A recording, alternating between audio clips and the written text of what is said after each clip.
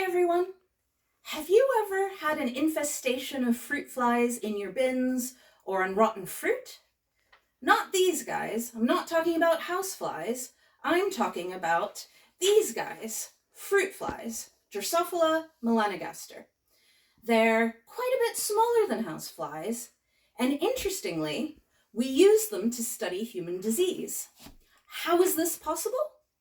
Well, how similar of DNA do you think fruit flies have to people? If you think fruit flies share less than 50% similarity to our DNA, raise your hand. If you think fruit flies share more than 50% of our similarity, raise your hand now. If you're raising your hand now, you might be quite surprised to learn that you're correct.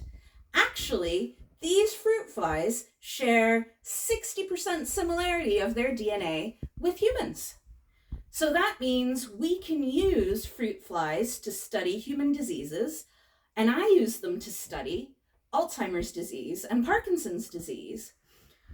I'm going to talk more about Parkinson's today because that's where I've done the most.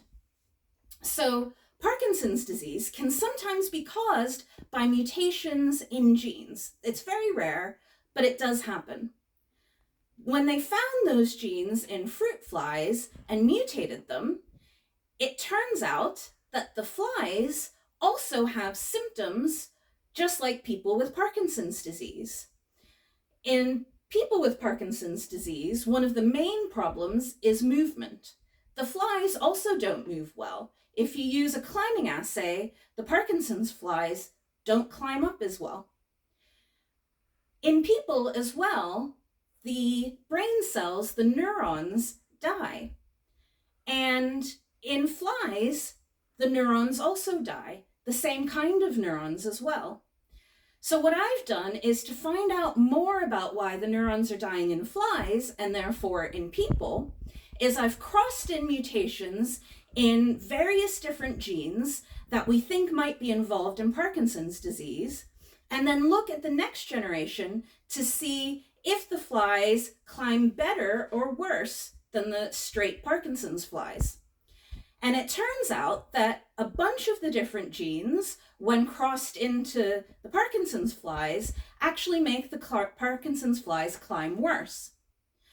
However, excitingly, I found a gene that also looks like it's related. It makes the flies actually climb better.